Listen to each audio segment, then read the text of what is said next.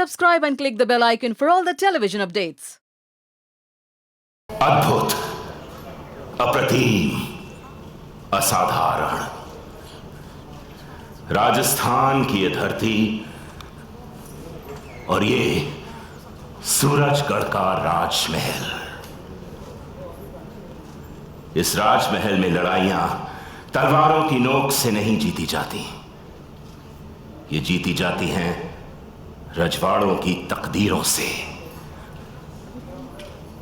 और इस राजघराने में एक ही वो शक्ति है जो विनाश कर सकती है, और वो है विष, जिसे राजघराने के दक्षिण द्वार के गर्भ में विष कन्याओं के रूप में मौजूद रखा गया है।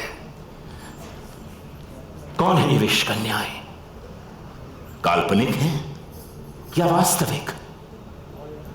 लोक कथाओं में इनका जिक्र है, चाणक्य ने अपने अर्थशास्त्र में इनके बारे में लिखा है, यहां तक कि कल्कि पुराण में भी इनका जिक्र आता है। विष कन्याएं वो कन्याएं हैं जिन्हें बचपन से ही विष दे देकर बड़ा किया जाता है। उनकी अदाओं में अप्सराओं की खूबसूरती होती है, लेकिन उनकी रगों में जहरीली नागिनों का विष होता है। उनका खात्मा संभव नहीं है, वो प्राकृतिक रूप से ही समाप्त की जा सकती हैं।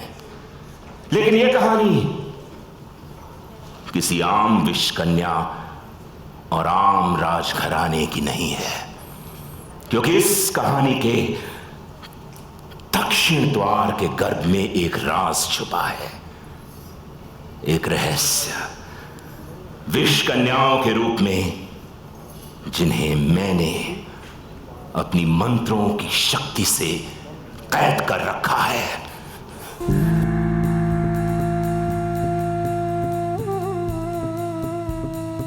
मंत्र, यज्ञ, शब्द, सिद्धि, अब मुझे कोई नहीं रोक सकता। अब से मेरी आजादी का और राजवंश की बर्बादी का समय शुरू हो चुका है। कौन हूं मैं? मैं हूं वृंदा, और मेरी सबसे बड़ी ताकत है वायु।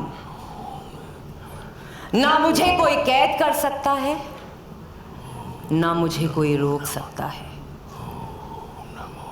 सामने खड़ी हूं राजगुरु, जो करना चाहते हो करके देख लो। ओम नमो नमः।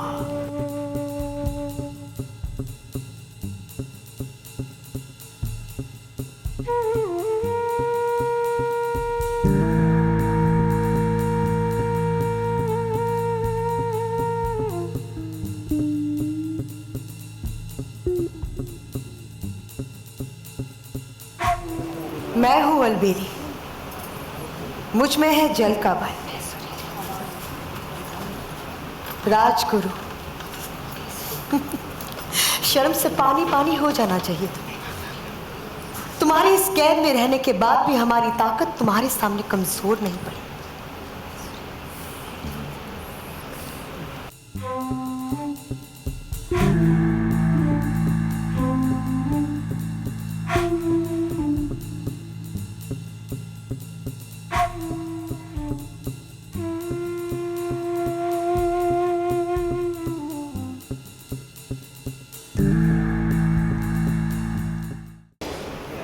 मैं सुरीली, मेरी अग्नि करे विनाश,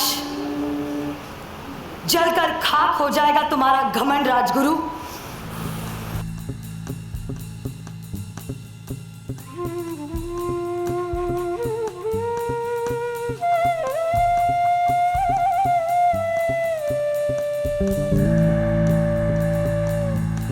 इस बार तुम्हारी कमजोर काया को मिट्टी में मिला के रहूंगी मैं राजगुरु। ओम नमो नारायण, ओम नमो नारायण, ओम नमो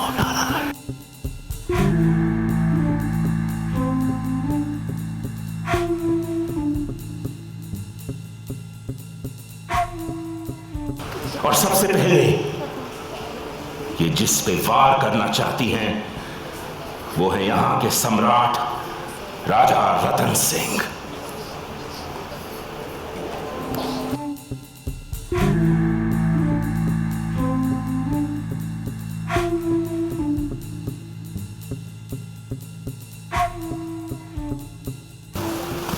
राजा हुकुम, जिन अपशक्तियों को इन 7 सुइयों ने 7 दरवाजों के पीछे कैद कर रखा था, मैंने आज उन शक्तियों को और अधिक शक्तिशाली होते हुए देखा है। मुझे भय है कि जिस शाप को मैंने अपनी मंत्रों की शक्ति से बांध कर रखा था, वो शाप कहीं राजमहल की शांति को भंग करने वापस ना आ जाए। अब बस एक ही उम्मीद है, राजगुरु के शिष्य और इस राज सिंहासन के सेवक सेनापति कुलदीप। हाँ, वो सेनापति कुलदीप ही हैं जिन्होंने वृंदा को गिरफ्तार करने में, उसे कैदी बनाने में हमारी सहायता की। हालांकि कुलदीप और वृंदा पति पत्नी हैं, लेकिन हर बार वृंदा से जंग लड़ने में उन्होंने हमारी मदद की है। अगर इस विष के चक्रव्यूह को कोई भेद सकता है, उससे हमें बाहर निकाल सकता है, तो वो केवल सेनापति कुलदीप है।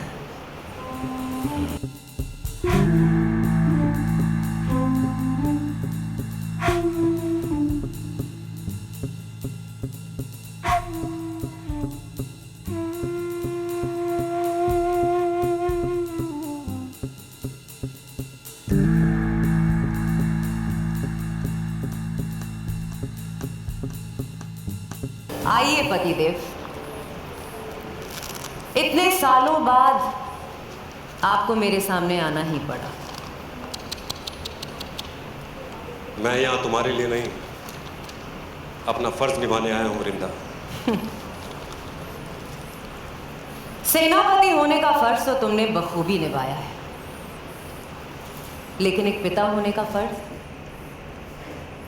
बरसों पहले जिस बेटी को मुझसे छीन कर लेकर गए थे, उसकी रक्षा की है तुमने। एक अच्छे पति तो तुम कभी नहीं बन पाए। उम्मीद करती हूं एक अच्छे पिता जरूर बने होंगे। जो तुम्हारी है ही नहीं, उसका जिक्र करने का क्या मतलब?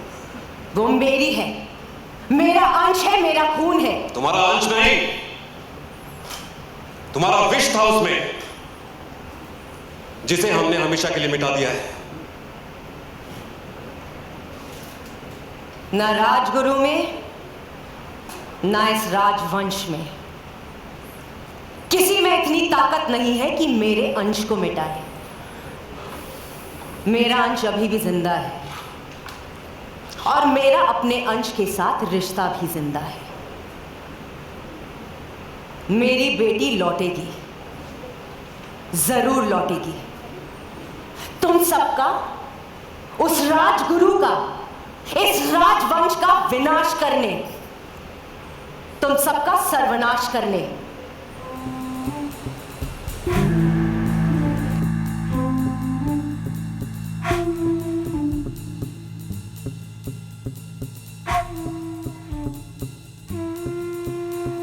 मैं हूं सितारा,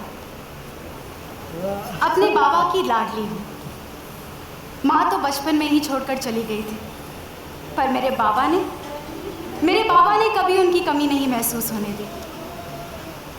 बात चाहे पढ़ाई की हो या संस्कारों की, बाबा ने कभी कहीं कोई कमी नहीं छोड़ी।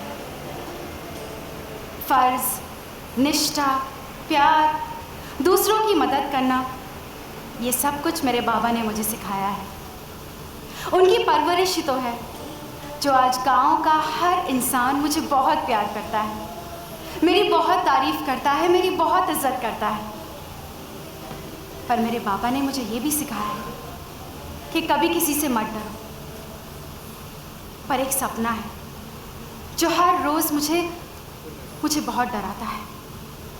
नीली आंखों वाला सपना। और उस सपने के बाद मुझे माँ की बहुत याद आती है।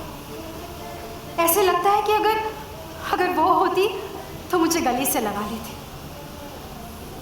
मेरी माँ अगर होती तो मैं उन्हें कभी माँ की तरह नहीं बल्कि अपनी सहेली की तरह रखती। और कभी वो बाबा से रूठती तो उनकी शिकायत भी करती। पर मेरे बाबा है ना, मेरे बाबा ने दोनों की कमी पूरी कर दी। वो इंग्लिश में क्या कहते हैं, 2 in 1 है। ये है सितारा और ये कहानी एक विषकन्या मां और उसकी बेटी के संघर्ष की है। विष से भरी मां की ममता और अमृत से भरा बेटी का विश्वास। दक्षिण द्वार का रहस्य सुलझेगा या फिर ये मां बेटी का रिश्ता और उलझेगा।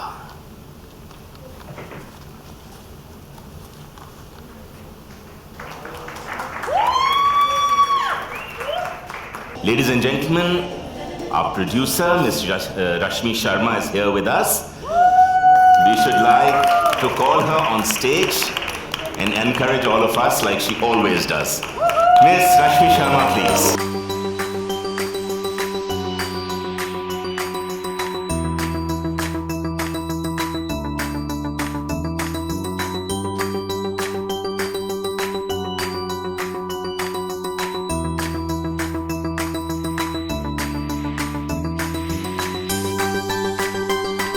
रहस्य वाला शो है और जिस तरह की ये कहानी है, ये आज की कहानी है। सबसे ज़रूरी ये बात कहना चाहूँगी कि ये आज के राजस्थान में बेस कहानी है और महलों की कहानी है। तो बहुत से राज इस महल में छुपे हैं और उन राज के साथ साथ कुछ ऐसी जिंदगियाँ जो इन राज के तले 20 साल से जुड़ी हुई हैं, उन सब को लेकर ये शो बना है।